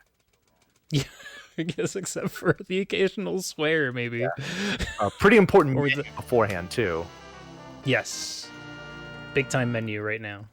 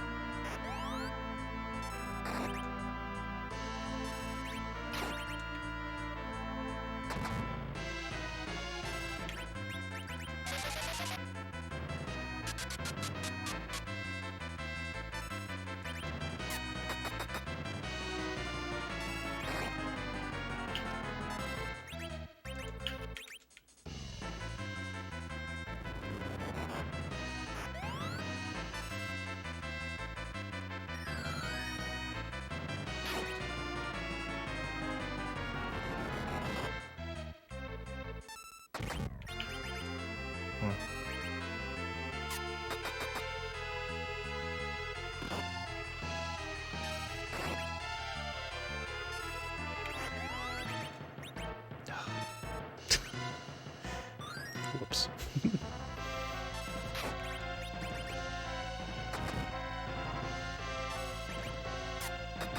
Okay, I'm through. Nice.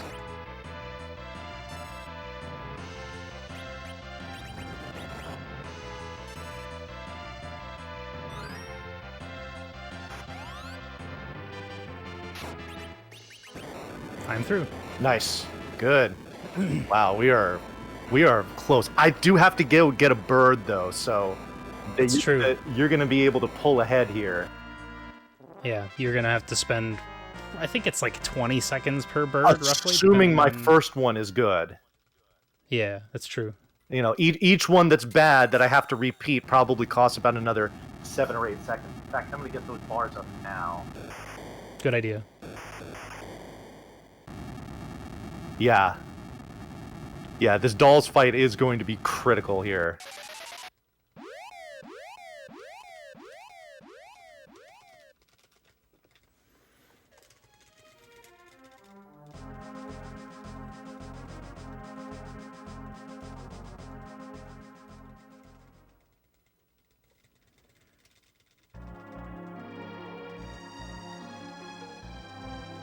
All right, come on. Let's get a first good one, yeah?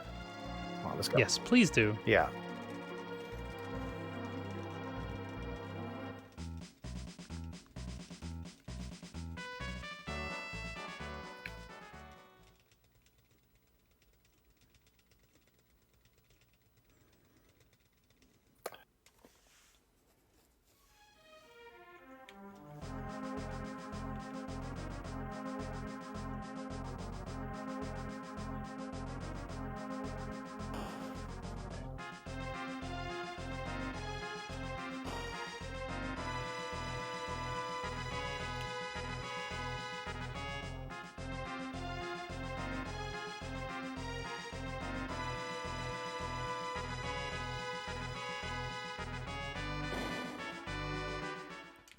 Okay, good. First one was perfect. Excellent. You love to see it. I should have done some... that was dumb. I should have done some extra pausing to compensate for that. Oops. I might be in trouble for my IDT. I threw a heal potion in the hole first. Oops. Okay, I just threw the Magna Key in. That's funny. Right here, this is the ROM hack thing I need. What? That's all I need. Just... Okay, I just saw what? So you're about like 4 seconds ahead of me right now. Nice. Yeah. All right. So This is a good race. Yes. Oops, I dropped my keys. All right. So what Yels and I are going to be doing shortly after this cutscene is we're going to be walking up and down some stairs. We're going to need to do some counting. That's obviously not going to be out loud because we're going to be doing this at the same time. Just know that the magic number is 63. I just gave you 4 seconds back. Why? I missed the hole. Oh no! With the airship. I pressed A too late. Okay. I'll tell you what I'm gonna do. I do like to count this off out loud, so I'm gonna mute my mic while I count out loud to myself. Oh, okay. You know what? I will do the same thing. That's a good call. All right, folks. So we'll see you on the other. Big concentration point. Yeah. Yes, we'll see you on the other side.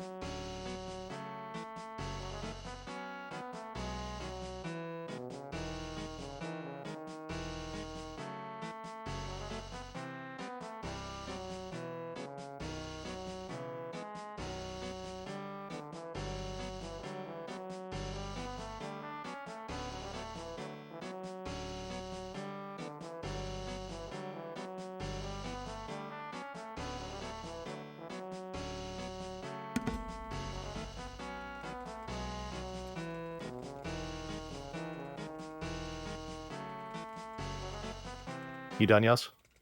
I am done. Okay, cool. All right. So what's coming up next is the dolls fight, or the Calbrena fight. So there's 3 dolls. There's 6 dolls, 3 of each color. The orange ones have 300 HP. The gray ones have 1,000. The trick to this fight is you cannot leave any one color of dolls by themselves for too long. Otherwise, it forms what is known as the big baby, and that is an absolute nightmare. So we are going to be concentrating, again, very closely on not letting that happen. Also, sour please. Yeah, I was just about to say the same thing. Get your sour pleases out. And yes, as Exodon mentioned in chat, I believe it was Exodon who mentioned it. If you want to count with something other than numbers, you can count Robot Master. Yes. Like F. Coughlin does. Yes.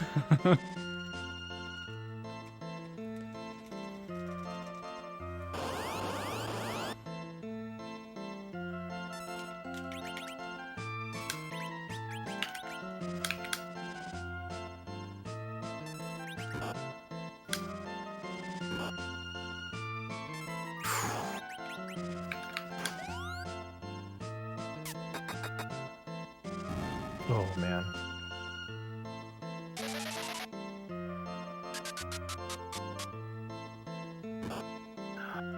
Oh, good.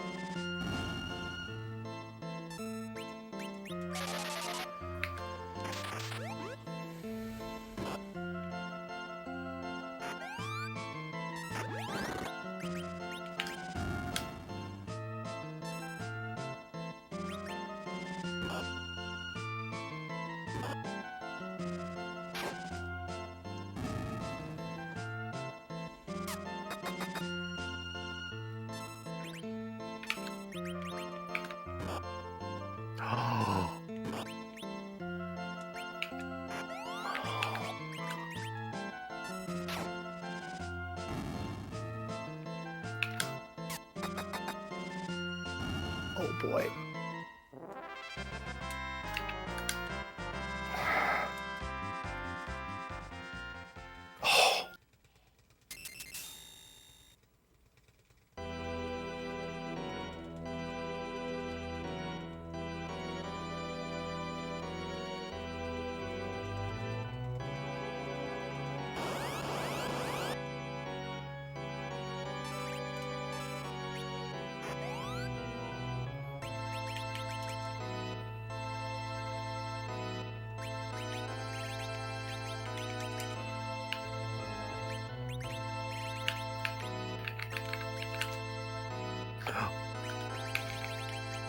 Oh no, what did I just do? No! Oh no! Oh wow. Uh-oh. Okay, this is gonna be interesting. Oh crap, okay. What am I doing here? 5, 1, 60. Where is it? There it is.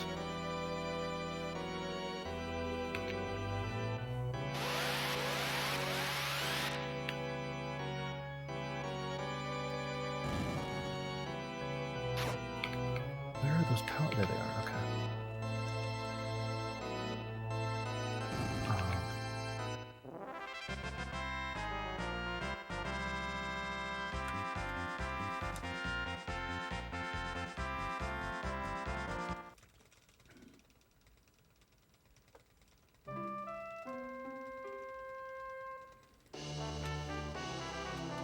Oh, good.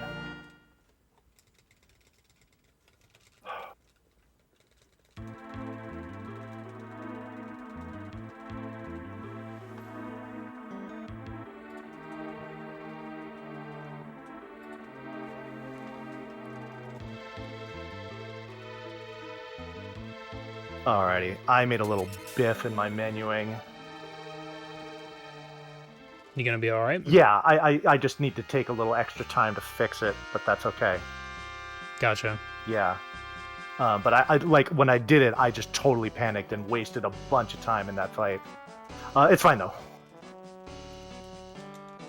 This probably also means that I'm going to be at 144, and I'm probably going to have to YOLO it on the timer, because I didn't do a lot of pausing because I forgot about the extra bird. So this might be bad. Gotcha. We'll see. So we're about to get into completely intended gameplay. Yes.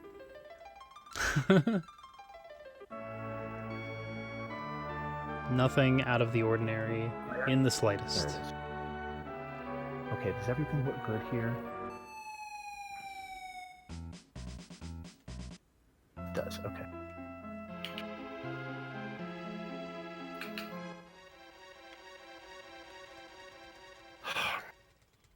Yeah.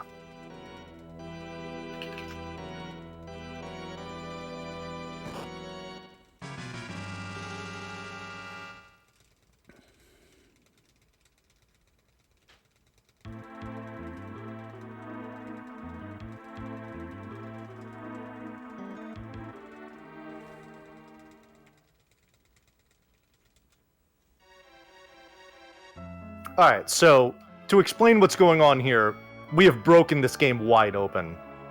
We're going to be going through several of these kind of glitchy rooms here. Oh, oops. And to get to certain spots. How we get through these rooms is determined by a ton of factors, like our in-game timer, our GP count, where our vehicles are on the map, how much time we spend on the save screen, where our items are in our inventory, as well as many, many other things. You know, the color of our background, all that stuff. So there's so many layers that go into this.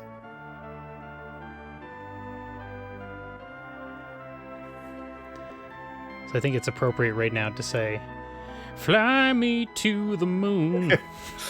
Yep. Oh, sorry. Hold on. I just need to see if I get pushed here. I did not. Okay, so...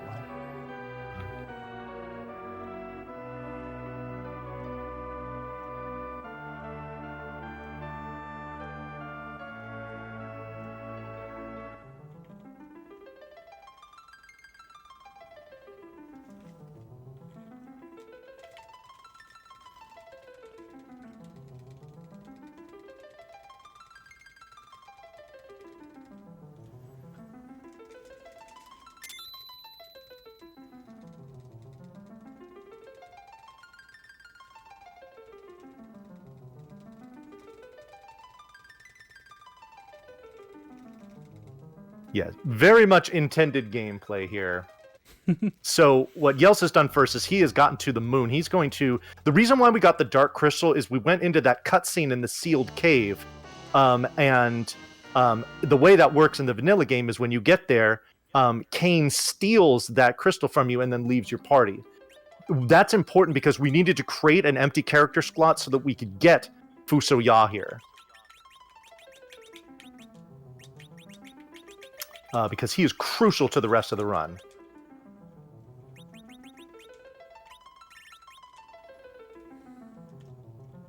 Did everything I need to do? I think so.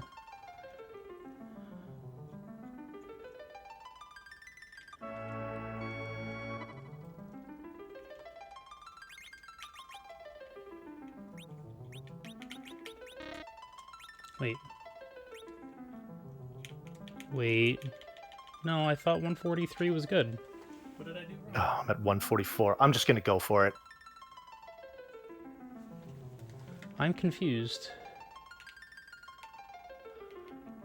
I wonder what I did wrong.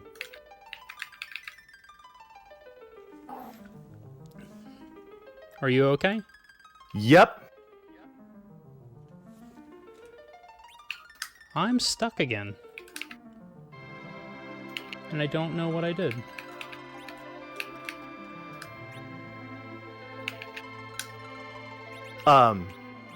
Did you cast Warp?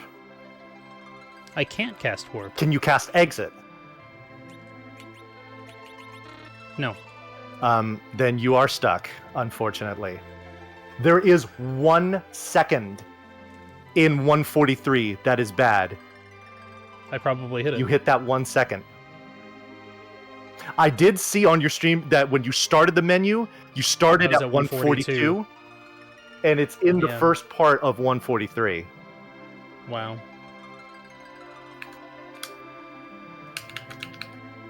Well, that's wholly depressing because we were on pace for a 201. We were on pace for a photo finish. So I am genuinely disappointed that you didn't get there. But I tell you what, as the restreamer, for the fans, let's do this. Let's cut my audio and bring your audio in. Yes. Alrighty, folks. So I have made it to the final cutscene of this game, which means we are all going to play a little game called the Meteo game. How this is going to work is you are going to put a number in chat. It is going to be a number between 1,600 and 2,110. And what we're trying to do here is we are trying to guess the damage roll that we are going to get from Sid's cast of Meteo.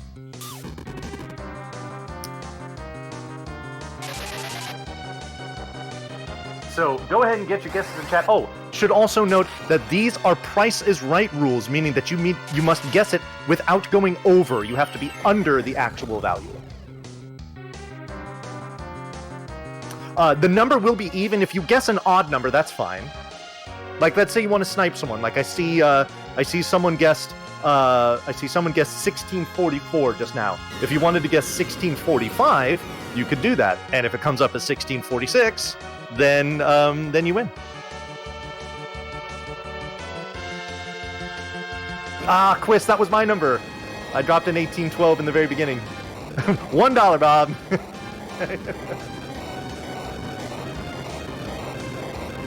Alrighty, so here we go. Oh, I don't know when I'm going to be talking and it's going to be coming through on the stream, but I don't care that my GeForce Game Ready driver is available. Go away. So in this next battle cutscene here, Golbez is going to cast Meteo. It is going to do usually quad 9s. That doesn't matter. But what matters is Sid's roll, and we are going to see what that is, and we'll have to have somebody else parse through all the guesses in chat to see where we're at.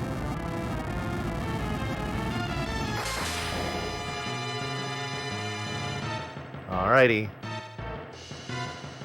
So I'll let y'all see what it is. Actually, I'll wait till it comes up on stream to see it. Okay.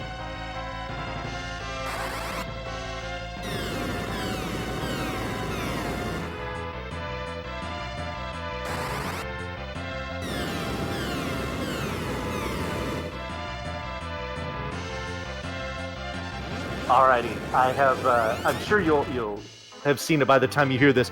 The roll was 1896, and just in looking through what we see here, I believe it is Moon Cues. Interesting that your name has Moon in it. Being the closest with an 1883, I don't see anything closer than that. So it looks like you are the winner of the Retrothon 2021 Meteo game. So woohoo! So your prize is me congratulating you for winning the Meteo game. So what happened to Yels is that he unfortunately fell victim to the most difficult room in the 64 door glitch to negotiate. That is what we call the IGT room, which stands for in-game timer. Yo, Exodin, thank you for gifting that gift sub to Moon Cues. Everybody, let's get some retro wins in chat for that, and some GGs for winning that game, that Meteo game. So if you go through the IGT room on the wrong minute and second, then your game will soft lock irreversibly, and you have to reset, unfortunately. And Yelsraek just happened to hit a particular second that was no good. So unfortunately, he is not going to be able to finish as it is. I suppose he could, if he saved, he could reset from there and keep going. But I will leave that. I will leave that up to him. Now, so here we are in the final cutscene. we have an extremely underleveled party, and this is the final boss. Now, we did some shenanigans as we were going through the glitch, not only to get here, but to also give Fusoya a quote-unquote spell called Uptko, and I will show you what this does when we get to it. Now, what I'm also going to do here is normally have Fusoya in the center, but I have Cecil in the center. And the reason why I'm doing this is because I want to give y'all a little razzle-dazzle, you know, a little showcase here for Retrothon. So I hope you appreciate this. Now, the reason why I'm running is because this actually saves time with lagging from the background. All right, what I'm doing here is completely unnecessary.